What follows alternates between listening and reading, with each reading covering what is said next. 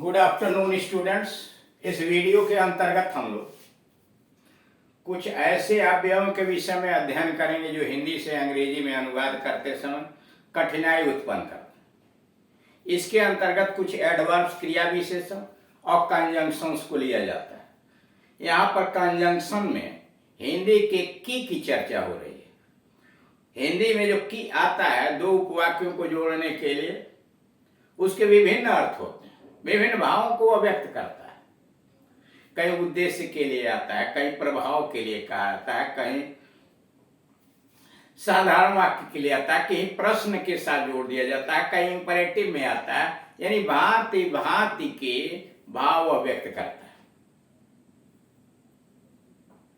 अब उसमें के अंतर्गत डायरेक्ट से इनडायरेक्ट बनाने के लिए हिंदी और उर्दू में कोई विशेष बात नहीं की जाती है। केवल कमा इन्वर्टेड कमा हटा के लगा के बीच में दैट जोड़ दिया जाता है, की जोड़ दिया जाता है।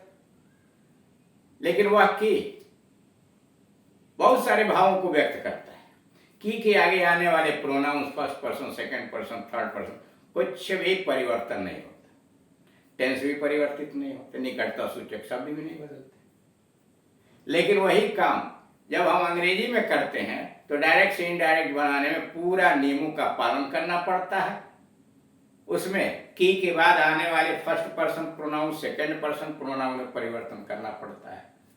की के बाद आने वाले टेंस में परिवर्तन करना पड़ता है, कहीं करना होता है, कहीं नहीं करना होता है।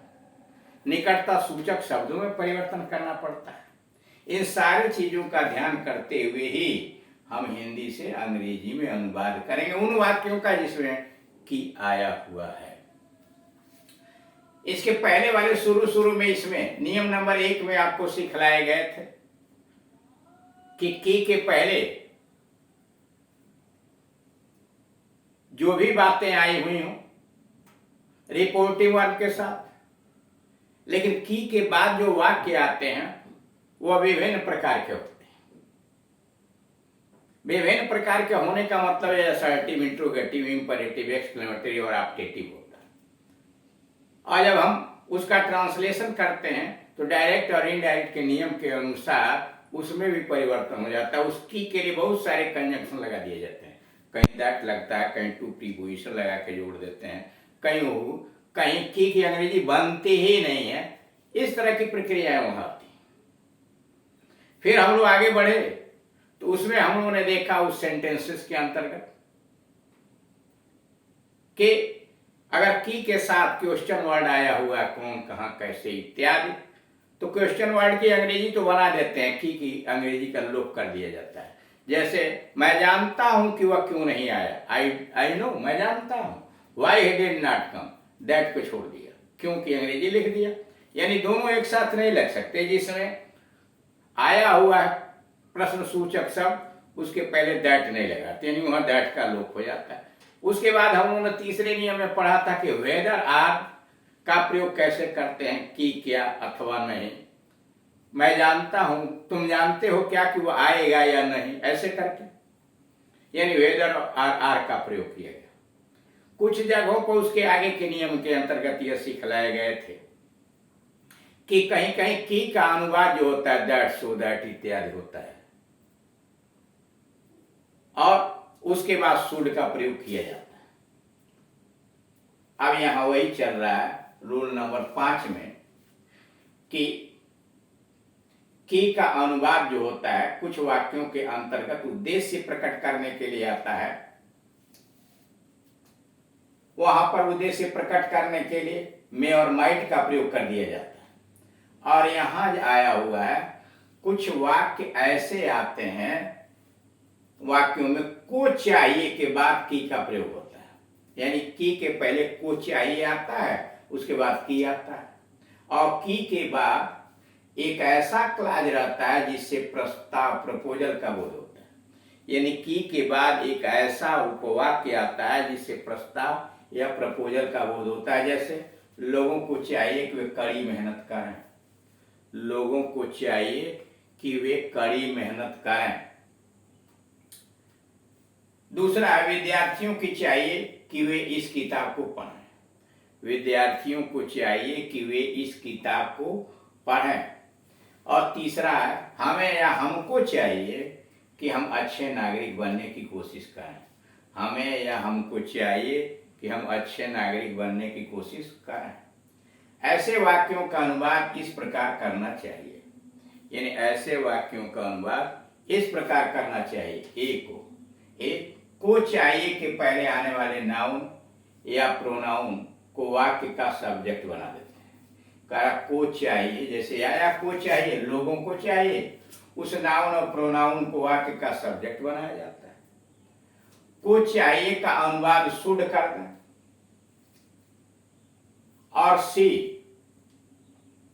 मतलब भी को चाहिए का अनुवाद शुड लिखे और सी में की तथा की के बाद आने वाले क्लास का सब्जेक्ट का लोप कर दिया जाए, यानी की के बाद आने वाले क्लास के सब्जेक्ट का लोप कर दिया जाए, लिखा ही न जाए।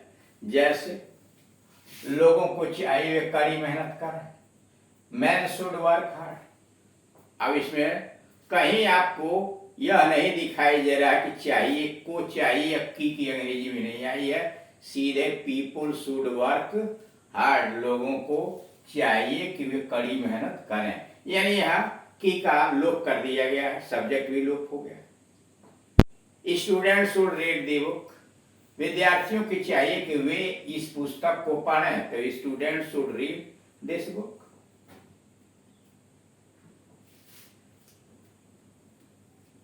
और तीसरा है हमें चाहिए कि हम अच्छे नागरिक बने, we should try to be good citizens, we should try to be good citizens.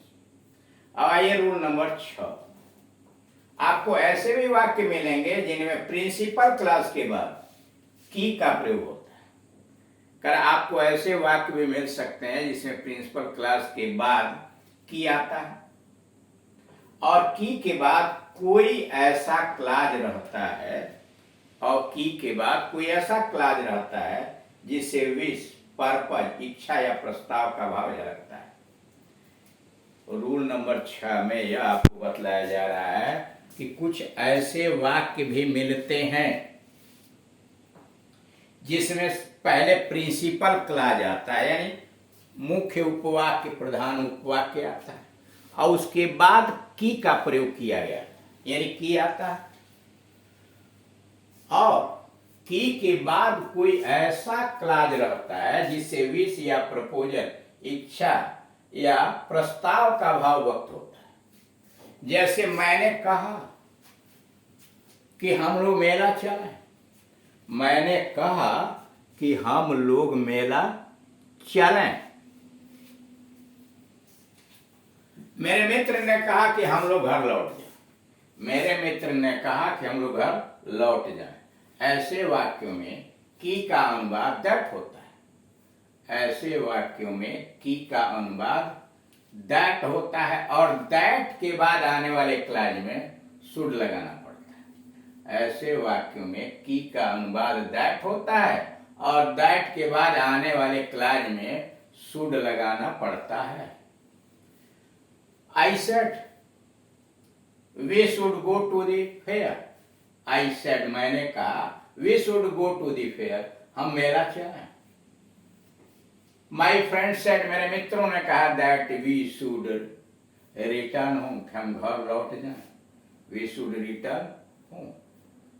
Note, जब अंग्रेजी वाक्यों में that के पहले पर्पस, रिजॉल्व, दृढ़ निश्चय, नेसेसरी आवश्यक, इसेंशियल शब्द आते हैं, कहा जब अंग्रेजी वाक्यों में दैट के पहले पर्पस, रिजॉल्व, नेसेसरी, इसेंशियल शब्द आते हैं तो दैट के बाद आने वाले क्लाज में शुड का व्यवहार करना आवश्यक नहीं है।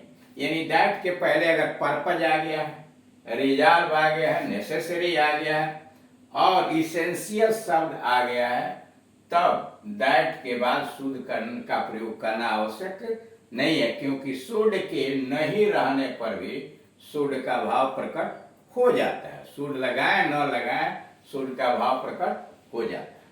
इस बात का ध्यान रखकर इस वाक्यों के अनुवाद को देखिए। प्रबंधकारी समिति ने प्रस्ताव किया कि एक शिक्षक की नियुक्ति शीघ्र की जाए।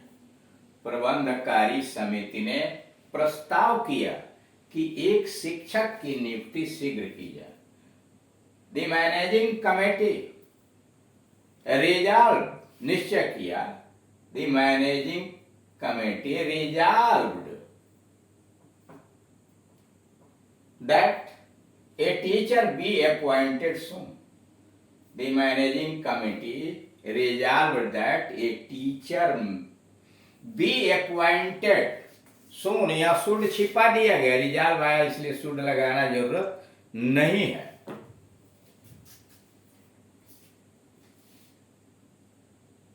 दूसरा है, गांव के उन्नति के लिए यह जरूरी है कि उसके निवासी पढ़े लिखे हों। गांव के उन्नति के लिए आवश्यक है कि उसके निवासी पढ़े लिखे हों। इसलिए यह कदम जरूरी है कि हम अपने बच्चों को शिक्षित बनाएं। गांव की उन्नति के लिए यह जरूरी है, नेसेसरी आ गया, जरूरी है कि उनके निवासी पढ़े लिखे हों, और इसलिए यह कदम जरूरी है कि हम अपने बच्चों को शिक्षित बनाएं। For the progress of villages, it is necessary, necessary आ गया मतलब essential, आवश्यक है, that their inhabitants be educated, should नहीं बस सीधे their inhabitants be educated, so it is essential, necessary यानी इसलिए फिर यह आवश्यक है क्या, that we educate our children, we should educate की कोई जरूरत नहीं, सीधे वी एजुकेट आवर चिल्ड्रन। फिर ध्यान दीजिए, करा for the progress of villages, गांव के प्रगति के लिए, इट इज नेसेसरी या it is essential that their inhabitants be educated, so it is essential या necessary that we educate our children. तीसरा है, यह आवश्यक नहीं कि अब हम लोग रवाना हो, यह आवश्यक है कि अब हम लोग रवाना हों। It is essential that we start now, यह आवश्यक है कि अब हम लोग रवाना हों।